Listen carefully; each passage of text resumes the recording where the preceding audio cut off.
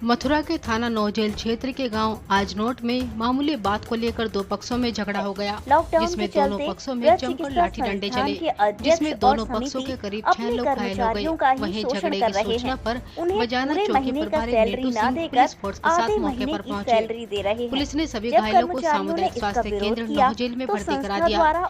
जानकारी के मुताबिक नौजेल थाना क्षेत्र के गाँव आजनोट में एक महिला नाली की सफाई कर रही थी।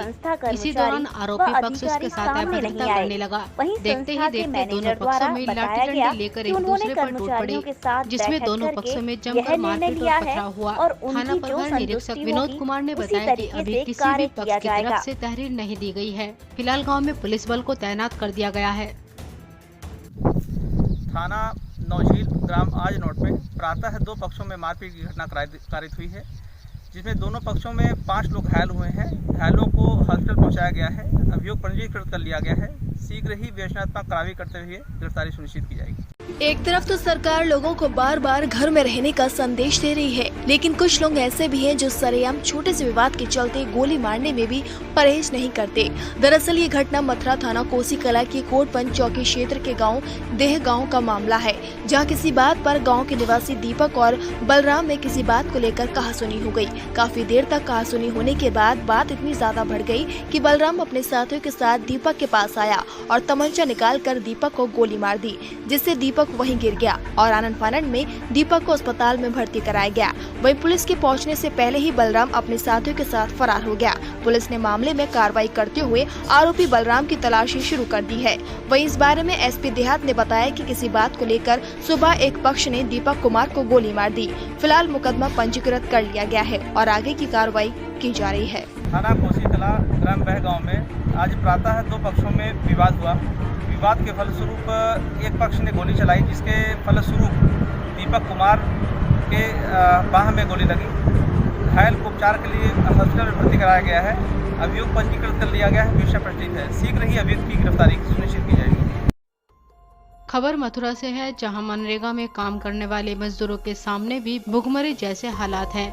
यहाँ मनरेगा मजदूरों को काम करने का भी पैसा नहीं मिल पा रहा। मामला विकासखंड गोवर्धन के गांव जचौदा का है, जहां ग्राम प्रधान द्वारा जनता को राहत सामग्री उपलब्ध करवाई जा रही है। वहीं दूसरी तरफ ग्राम पंचायत जचौदा में मनरेगा मजदूरों ने ग्राम प्रधान द्वारा कराए गए काम का पैसा नहीं देने का आरोप लगाया है। इतना ही नहीं, ग्रामीणों का आरोप है कि प्रधान एवं राशन डीलर की मिलीभगत के कारण उनको राशन तक नहीं मिल पा रहा और न ही मनरेगा मजदूरों को उनके काम का पैसा मिल पा रहा है।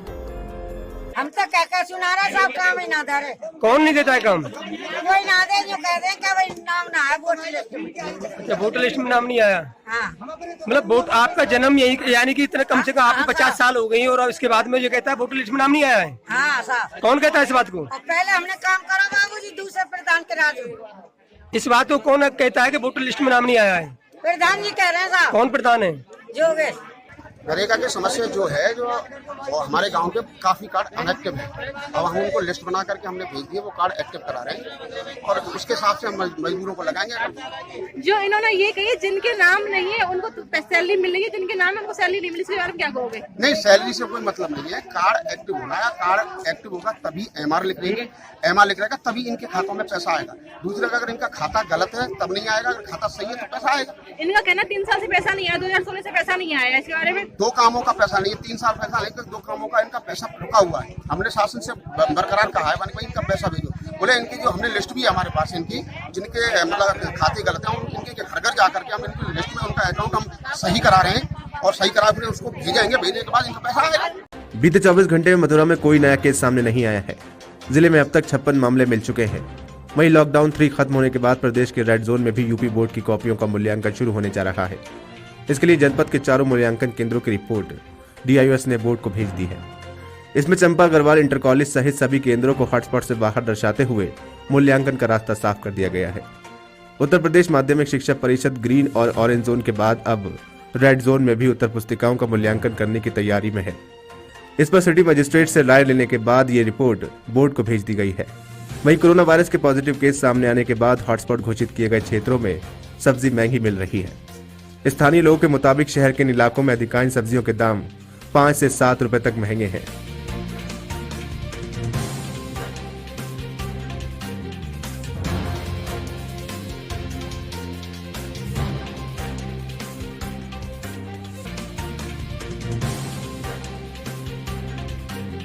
मथुरा जिले के महावन तहसील में लॉकडाउन के चलते आम जन मानस की सुविधा के लिए निर्धारित समय में दुकान खोलने के निर्देश दिए गए हैं। इसी के अंतर्गत महावन तहसील के अंतर्गत आने वाले सभी बाजारों कस्बों को खोल दिया गया है। ऐसे में एसडीएम प्रवेश कुमार के जरिए बाजार खोले जाने का स्थलीय निरीक्षण करने के बाद उनका कहना है कि सभी दुकानदारों को ये सख्त निर्देश दिए गए हैं कि वे सैनिटाइजर का प्रयोग करें और सोशल डिस्टेंस का पूरी तरह से पालन करें। वहीं एसडीएम का कहना है कि यदि किसी दुकानदार ने सोशल डिस्टेंस का पालन नहीं किया तो उनके विरुद्ध कड़ी कार्रवाई की जाएगी। साथ ही उन दुकानदारों पर उसके बाद भी न मानने पर लॉकडाउन उल्लंघन के अंतर्गत कार्रवाई की जाएगी। आज मेरे द्वारा स्थानीय एसओ द्वारा और जो स्थानीय ईओ है हमारे अधिशासी अधिकारी उनके द्वारा आज मार्केट का विशेषकर जो प्रमुख मार्केट है उसका भ्रमण किया गया और सभी को इस चीज़ से अवेयर किया गया कि किस प्रकार आपको मास्क पहनना है, खासकर दुकानदार को, और सोशल डिस्टेंसिंग का पालन करवाना है। हमारे द्वारा कई दुकान ऐसी भी पाई गई जो सोशल डिस्टेंसिंग का पालन नहीं कर रहे थे अथवा जिन्होंने मास्क नहीं लगाया हुआ था, उनके खिलाफ हमने अर्थदंड की कार्रवाई की है और भविष्य में भी ऐसे चालान कटते रहेंगे। तो हम सभी को ये ध्यान रखना है कि जो ये बाज़ार को खुलने की जो अनुमति मिली है कुछ शर्तों के साथ मिली है कि आप सोशल डिस्टेंसिंग का पालन करेंगे, मास्क अवश्य रूप से पहनेंगे, हैंड सैनिटाइज़र वगैरह हाथ धोने की सुविधा अपनी दुकान पर रखेंगे। अगर इसमें से किसी भी चीज़ का आपके पास अभाव है या फिर आप इसका उल्लंघन करते हैं तो हम उस पर विशेष कड़ी कार्रवाई। लॉकडाउन के दौरान बंद की गई मिठाई की एक दुकान में भूलवश अंदर रह गए दर्जनों बेजुबान पक्षियों की दाना पानी न मिलने से मौत हो गई। इसकी जानकारी दुकान स्वामी को जब हुई जब उसे दुकान से दुर्गंध आने की सूचना मिली। दरअसल मामला गोपीनाथ बाजार स्थित एक मिठाई की दुकान का है। बताते चले कि तेजी से फैलती कोरोना महामारी को रोकने के उद्देश्य से सरकार द्वारा लॉकडाउन कर सभी प्रतिष्ठानों को बंद रखने के आदेश दिए गए थे, जिसे प्रभावी बनाने के लिए पुलिस प्रशासन ने सख्ताई दिखाते हुए सभी दुकानों को बंद करा दिया था। सरकार द्वारा किए गए लॉकडाउन का जब तीसरा चरण शुरू हुआ तो प्रशासन ने भी जीविका को चलाने के उद्देश्य से जरूरती दुकानों को खोले जाने की हल्की फुल्की छूट देनी शुरू कर दी, जिसके चलते लोग जरूरी सामान की खरीदारी के लिए घरों से निकलते हुए नजर आए। इस बीच गोपीनाथ बाजार स्थित एक मिठाई विक्रेता को एक ग्राहक से सूचना मिली कि उसकी दुकान से किसी जानवर की मरने की दुर्गंध आ रही है। जब सूचना पर मिठाई विक्रेता ने अपनी दुकान का ताला खोला तो उसे दर्जनों बेजुबान कबूतर मृत हालत में पड़े हुए नजर आए। दुकान स्वामी का कहना है कि ये जाली से दुकान में अंदर प्रवेश तो कर गए लेकिन निकल नहीं सके। दाना पानी न मिलने के कारण इनकी मौत हो गई। अगर दुकान खुली होती तो इनकी मृत्यु नहीं होती। ऐसे में सवाल ये उठता है कि ऐसे कई कारखाने और प्रतिष्ठान होंगे जो लॉकडाउन को सफल बनाने के लिए पूरी तरीके से बंद हैं। कहीं ऐसा ना हो कि उनके खुलने पर भी यही नज़ारा देखने को मिले। यहाँ एक जाली बनी हुई है और जाली में से प्रवेश कर जाते हैं, निकल पाते नहीं है और दुकानें खुली नहीं है, बीच से दुकान खोलने नहीं देते हैं, हवा भी नहीं, बदबू आ रही है। हम बदबू आई तो हमने दरवाजा से कही, दरवाजा ने हमसे मना कर दिया, आज नहीं खोलोगी, शाम खोलोगी। कब से आपकी दुकान बंद थी? जब से संपूर्ण बंद है, कब से 15-1 दिन हो गए होंगे। आपकी दूध की दुकान है, दूध की दुकानों को तो खोलने के आदेश नहीं थे? आदेश हम लोकल आदेश तो पहले हमें। आपकी दुकान नहीं खोलने दी? बिल्कुल नहीं, रत्ती पर भी नहीं। इसी कारण से ये सब कबूतरों की मौत हुई है। एक तो कबूतरों की मौत हुई, इसी कारण हुई है कि नहीं खोलने देते हैं। जरा भी नहीं, हवा पानी लगे सर निकले, भगाने का भी टाइम नहीं मिलता। कितने कबूतर थे लगभग? होंगे 17-18 कम से कम। मथुरा में बाजार खोलने के आदेश पर महावन उप जिलाधिकारी जगप्रवेश ने राया कस्बे में निरीक्षण किया। निरीक्षण के दौरान कस्बे के व्यापारियों को दिशा निर्देश दिए। साथ ही उप जिलाधिकारी ने व्यापारियों को सैनिटाइजर और मास्क लगाने की हिदायत दी और वहीं लोगों से सोशल डिस्टेंस का पालन करने की भी अपील की। इस मौके पर राया थाना अध्यक्ष सूरज प्रकाश शर्मा पुलिस बल के साथ मौजूद रहे। आपको बता दें कि मथुरा में जिलाधिकारी सर्वज्ञ राम मिश्र ने शासन के निर्देशानुसार मोबाइल एवं कपड़े की दुकानों को खोलने के आदेश दिए हैं। साथ ही अभी नाई एवं मिठाई की दुकानों को खोलने के आदेश नहीं दिए गए, जिसको लेकर उप जिलाधिकारी ने राया कस्बे का निरीक्षण कर दुकानों का जायजा लिया। आज मेरे द्वारा स्थानीय एसओ द्वारा और विशेषकर जो प्रमुख मार्केट है उसका भ्रमण किया गया और सभी को इस चीज़ से अवेयर किया गया कि इस प्रकार आपने मास्क पहनना है, सोशल डिस्टेंसिंग का पालन करना है। हमारे द्वारा कई दुकान ऐसी भी पाई गई जो पालन नहीं कर रहे थे, मास्क नहीं लगा रहे थे, उनके खिलाफ हमने अर्थदंड की कार्रवाई की है और भविष्य में भी ऐसे चालान करते रहेंगे। तो हम सभी को ये ध्यान रखना है कि जो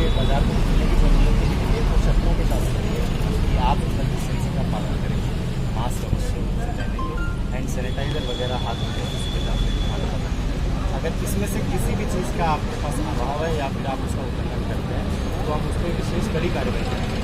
अखबार में हम आपको टेंडर लगाएंगे। उसके बाद अगर फिर से ये घटना की पुनरावृत्ति होती है तो हम उससे 10 गुना या फिर 5 गुना टेंडर लगाएंगे। और उसके बाद भी अगर कोई व्यक्ति नहीं मानता है तो उसे उसकी दुकान को या तो बंद कर दिया जाएगा या फिर उसके खिलाफ FIR दर्ज करवाई जाएगी। मथुरा में राधाकुंड पुलिस चौकी क्षेत्र के गांव में दो पक्षों में जमकर लाठी डंडे चले और ईंट पत्थर भी फेंके गए, जिसमें कई लोग चोटिल भी हो गए। पुलिस ने मौके पर पहुंचकर कई लोगों को हिरासत में लिया है और घायल लोगों को अस्पताल भिजवाया गया है। बताया जा रहा है कि जुलहेंदी गांव में दो पक्षों में कुएं पर पानी को लेकर आपस में विवाद हो गया था, जिसमें दोनों पक्षों के लोगों ने एक दूसरे पर जमकर लाठी डंडे चलाए। घटना की सूचना मिलते ही राधाकुंड और गोवर्धन थाना पुलिस मौके पर पहुंच गई। वहीं सीओ गोवर्धन जितेंद्र कुमार सिंह ने बताया कि घटना के कारणों की जांच पड़ताल चल रही है, जिसके बाद आगे की कार्रवाई की जाएगी। फिलहाल गांव में कुछ पुलिसकर्मी तैनात कर दिए गए हैं। जुलहेंदी के अंदर बघेल पक्ष और ठाकुर पक्ष पानी को पीने के पानी को लेकर विवाद हुआ था। इनमें आपस में झगड़ा हुआ है, जिसमें लाठी डंडे चले हैं आपस में। दोनों तरफ से छुटपुट चोटें आई हैं। इस संबंध में मौके पर पुलिस मौजूद है। जो लोग चोटिल हैं थाने पर पहुंचा दिए गए हैं। कुछ लोग गिरफ्तार किए गए हैं। फिलहाल अभी जांच कर रहे हैं कि किसकी गलती है, क्या और आवश्यक कार्रवाई की जा रही है। इस संबंध में मजदूरों को चिट्ठी मजदूरी देकर हॉस्पिटल भेजा जा रहा है। दिल्ली और हरियाणा समेत राज्यों से सीमा पर प्रवासी मजदूरों का पैदल ही अपने घर जाने का सिलसिला जारी है। वहीं औरैया में हुए हादसे के बाद मथुरा जिला प्रशासन ने अपनी कमर कस ली है और प्रवासी मजदूरों को किसी भी प्रकार की कोई कमी न हो, इसके लिए अधिकारियों को व्यवस्था और उनकी देखरेख करने के निर्देश दिए हैं, जिसको लेकर यूपी बॉर्डर पर मौजूद सभी मजदूरों को उनके गृह जनपद भेजने की व्यवस्था दुरुस्त कर ली। इस दौरान जिलाधिकारी सर्वज्ञ राम मिश्र एवं SSP गौरव ग्रोवर ने गांव कोटवन के समीप यूपी हरियाणा बॉर्डर पर पहुंचकर प्रवासी मजदूरों को होने वाली परेशानियों के बारे में जानकारी ली। जिलाधिकारी ने बताया कि सभी मजदूरों को घर भेजने के लिए बसों की सुविधा की जा रही है। सभी मजदूरों को बसों द्वारा उनके गृह जनपद भेजा जाएगा। इन लोगों के लिए हम लोगों ने अपने बॉर्डर पे व्यवस्था की है मंडी समिति परिसर से कि वो लोग आ रहे हैं, उनको हम लोग वहाँ पे खाना दे रहे हैं, बसों की व्यवस्था कर रखी है और कंसर्न डिस्ट्रिक्ट से बसों से भेज रहे हैं। जाते समय उनको लंच पैकेट भी बसों में रखवा रहे हैं। चूँकि बिना प्रायर सूचना के एकदम से हरियाणा से आ गए हैं लोग, पहले से सूचना रहती है, अगर बता के रखते हैं तो हम लोगों की तैयारियाँ उस हिसाब से रहती है। और आप ये देख रहे हैं कि हरियाणा के लोग इनको ट्रकों में भेज रहे हैं, कंटेनरों में भेज रहे हैं, वो बिल्कुल रोक नहीं रहे हैं कहीं पर। लेकिन हम लोग अपनी जिम्मेदारी को निर्वहन पूरी तरह से करेंगे और इनको समुचित स्थानों तक प्राइवेट बसों का अधिग्रहण करके सरकारी बसों से उनको भेजने की व्यवस्था की गई है। हरियाणा के अधिकारियों में DM पलवल और इन लोगों से भी मैंने फ़ोन पे बात किया है कि जो अनधिकृत रूप से ट्रकों में लोगों को भेजा जा रहा है उसको वो चेक करें तो थोड़ी सी सहूलियत रहेगी। लॉकडाउन के बीच अपने अपने राज्यों और शहरों में लौटने वाले हजारों प्रवासी मजदूरों के लिए जहां शासन प्रशासन उन्हें भेजने की कवायद में लगा हुआ है, वहीं मथुरा में यूपी हरियाणा बॉर्डर पर एकत्रित होने वाले सभी मजदूरों के लिए नगर के समाज सेवी भोजन की व्यवस्था में जुटे हुए हैं। प्रतिदिन कोसी बॉर्डर पर आने वाले हजारों प्रवासी मजदूरों के लिए समाज सेवी पूरी सब्जी, चाय, बिस्कुट, केले, टोस्ट, चना आदि बांटने पहुंच जाते हैं। बता दें कि यहाँ महिलाएं, बच्चे एवं बूढ़े भी सैकड़ों की संख्या में यूपी हरियाणा की सीमा पर पहुंच रहे हैं और चाय, नाश्ता एवं भोजन मिलने के बाद ये सभी दुआएं देते नजर आते हैं। रोज हजारों की संख्या में लोग आ रहे हैं और उनके लिए कोसी की हमारी कुछ टीमें हैं जो कि गुप्त रूप से काम करती हैं, जो कि आज चैनल पे आई हैं। हम रोज़ वहाँ सामान लेकर के जाते हैं, सूखा रसद भी लेके जाते हैं, खाना भी लेकर के जाते हैं, कभी खीरे लेके जाते हैं, केले भी लेके जाते हैं। बच्चों के लिए, छोटे छोटे जो बच्चे होते हैं उनके लिए पापे भी लेकर के जाते हैं। और जो छोटे छोटे मासूम बच्चे हैं भूख से बिलख रहे हैं, हालांकि प्रशासन और कप्तान साहब वो भी मुस्तैद हैं, पर हम अपनी तरफ से जितनी सेवा हो रहे हैं गुप्त रूप से वो कर रहे हैं। ताजनगरी आगरा के लिए मई का दूसरा सप्ताह राहत भरा साबित हो रहा है, क्योंकि जहां एक तरफ कोरोना संक्रमितों का ग्राफ तेजी से नीचे गिर रहा है, तो वहीं दूसरी तरफ ठीक होने वाले मरीजों का ग्राफ तेजी से ऊपर भी बढ़ रहा है। बता दें कि शुक्रवार दोपहर को 42 और लोगों को डिस्चार्ज कर दिया गया है। इन्हें मिलाकर अब तक जिले में कुल 431 मरीज यानी आधे से ज्यादा कोरोना संक्रमित मरीज ठीक हो चुके हैं। जिले में अगर रिकवरी रेट की बात की जाए तो ये बढ़कर 54 पहुँच गयी है। जिले में अब तक 789 कोरोना संक्रमित मिल चुके हैं। इनमें 431 लोगों को ठीक होने के बाद डिस्चार्ज भी कर दिया गया है। हालांकि इस संक्रमण से जिले में 27 लोगों की मौत भी हो चुकी है। वहीं जिलाधिकारी प्रभु एन सिंह ने बताया कि जिले में अब तक 328 सक्रिय मामले हैं और 46 मरीजों की रिपोर्ट नेगेटिव आई है। इन्हें भी जल्द डिस्चार्ज कर दिया जाएगा। जनपद आगरा में आज 42 कोविड-19 के मरीज ठीक होकर सदों घर पहुँच गए हैं। अभी तक टोटल डिस्चार्ज की नंबर हमारी 431 हो गई है और जनपद में जो हमारे एक्टिव केसेज हैं यह अब सिर्फ 328 रह गए हैं। आज और 46 की रिपोर्ट फर्स्ट नेगेटिव आ गई है। जो नई डिस्चार्ज पॉलिसी आई है इसमें ऐसे सब लोग जो 14 दिन से ऊपर हैं और जिनकी फर्स्ट नेगेटिव रिपोर्ट आई है उनको भी आज देर शाम तक उनको डिस्चार्ज किया जाएगा। यह संख्या हमारी प्रतिदिन बढ़ती जा रही है। जो पिछले 6-7 दिनों में जो हमारे केसेज आए हैं, अच्छी बात है कि सारे हॉटस्पॉट जोन से निकल के आ रहे हैं। जनपद आगरा में शहरी क्षेत्रों में हमारे 30 हॉटस्पॉट क्षेत्र हैं जिनको ठीक से कंटेनमेंट और किया गया है। उनके 400 मीटर के क्षेत्र को एक एक्सेस कंट्रोल कर लिया गया है। एंट्री एंड एग्जिट पे भी हमारी वहाँ एक रजिस्टर रख लिया गया है। जो भी लोग बाहर आ रहे हैं अंदर जा रहे हैं उसको रेगुलेट करके उसकी एंट्री की जा रही है, उनका टेम्परेचर लिया जा रहा है। हर एंट्री एग्जिट पॉइंट पे हम लोगों ने टैंप लगाया है, स्वास्थ्य विभाग की टीम वहाँ पे है और कोई भी अनरेगुलेटेड एंट्री को बैन कर दिया गया है। वहाँ से जो भी जाएगा हम लोगों ने एम्बुलेंसेज की अलग से व्यवस्था कर ली है ताकि अगर किसी को कोई इमरजेंसी होता है तो वहाँ से जा सकते हैं। आगरा प्रशासन और पुलिस विभाग की खींचातान अब बढ़ती हुई नजर आ रही है। कल एसडीएम सदर गरिमा सिंह ने अपने एक लेखपाल के चालान काटने के बाद कलेक्टर तिराहे पर आक्रोश में आकर पुलिस कर्मियों के चालान कराए थे, जिसमें पुलिस और एसडीएम की बहस का वीडियो भी वायरल हुआ था। एक तरफ आगरा में लगातार कोरोना मरीजों की बढ़ती संख्या, तो दूसरी तरफ प्रशासन और पुलिस विभाग की तनातनी लगातार बढ़ती जा रही है।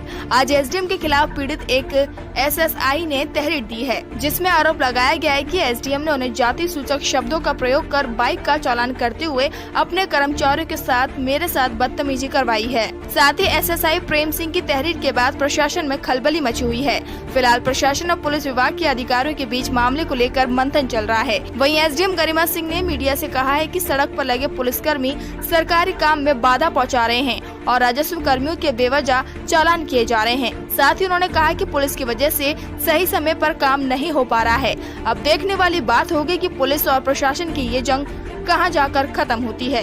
जो भी जितने भी राजस्व कर्मचारी हैं उनको यहाँ पे पहुँचने में प्रॉब्लम हो रही है, इसके लिए अवगत भी कराया गया है संबंधित पुलिस के अधिकारियों को और एसएचओ को भी अवगत कराया गया है कि और कई बार वायरलेस भी उनको कराया गया है कि ऐसे ड्यूटी पे आने वाले कर्मचारियों को ना रोका जाए। लेकिन या तो उनको अच्छे से ब्रीफिंग नहीं है कि उनको किनको रोकना है, या तो जो मौके पे जो पुलिसकर्मी खड़े हैं वो जानबूझ के या तो फिर अज्ञानतावश तहसील कर्मचारियों को रोक रहे हैं, जिससे सरकारी कार्य में काफ़ी बाधा उत्पन्न हो रही है। कल काफ़ी संख्या में लेखपाल और अमीन यहाँ पे इकट्ठे होके वहाँ एक जगह पे लेखपाल के और अमीन के रोके जाने की शिकायत कर रहे थे। तो ऐसी स्थिति में जाके पुलिस वालों से पूछा गया कि किस कारण से उनका चालान किया जा रहा है। तो इसी क्रम में पुलिस वालों से वार्ता की गई है और मुझे ये अपेक्षा है कि इसका सही परिणाम निकल के आएगा। फतेहपुर सीकरी से एक अमीन आ रहा था, रात में 3 बजे उसकी ड्यूटी थी, उसके साथ मारपीट की गई है। उसके बाद उसको जब उसने फ़ोन करके इस चीज़ को अवगत कराया तो उसको पुनः उसके घर भेज दिया गया उसको।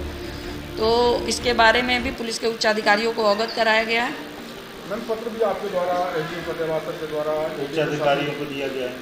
हाँ, मेरे द्वारा भी लिखा गया है, एसडीएम फतेहाबाद, इवन जो है अपर जिलाधिकारी वित्त राजस्व द्वारा भी वरिष्ठ पुलिस अधीक्षक महोदय को पत्र लिखा गया है। आगरा में बीते 24 घंटे में शुक्रवार को कोरोना वायरस के 9 और मरीज मिले। इससे संक्रमितों की संख्या 798 हो गई है। वहीं एक ही दिन में 96 मरीज ठीक भी हुए हैं। इन्हें डिस्चार्ज कर दिया गया है। उधर जिला जेल में 90 साल के जिस कैदी की मौत 13 मई को एसएन मेडिकल कॉलेज में हुई थी, उसकी रिपोर्ट कोरोना पॉजिटिव आई है। इससे मृतकों का आंकड़ा 28 पर पहुंच गया है। संक्रमण के बढ़ते मामलों के बीच अच्छी खबर यह है कि ताज नगरी में ऐसा पहली बार हुआ जब वायरस को मात देकर स्वस्थ हुए लोगों की संख्या प्रतिदिन मिलने वाले संक्रमितों से ज्यादा हो गई। अब तक 485 लोग ठीक होकर घर गए हैं। रिकवरी रेट 61% हो गया है। इससे लोगों में वायरस से लड़ने का हौसला और बढ़ेगा। शुक्रवार को 96 लोग डिस्चार्ज होकर घर जा चुके हैं। ये अब तक का रिकॉर्ड है। अब सक्रिय केस 283 हैं। सरकार द्वारा जारी की गई नई डिस्चार्ज पॉलिसी से आने वाले दिनों में कुछ और मरीज डिस्चार्ज किए जाएंगे। पिछले कुछ दिनों में संक्रमण की दर पहले से कम रही है। वहीं हॉटस्पॉट में यह भी देखा जा रहा है कि किन इलाकों से मरीज आना बंद हो गए हैं। खंडारी में 14 दिन से मरीज नहीं मिला है। पतवारी से 13 दिन से नहीं मिला है। नगला, महादेव, विभव नगर, फतेहपुर सीकरी से 13 दिन से नया मरीज नहीं मिला है। अगर कुछ और दिन यहां संक्रमण के नए मामले नहीं मिलते हैं तो इन हॉटस्पॉट को बंद किया जाएगा।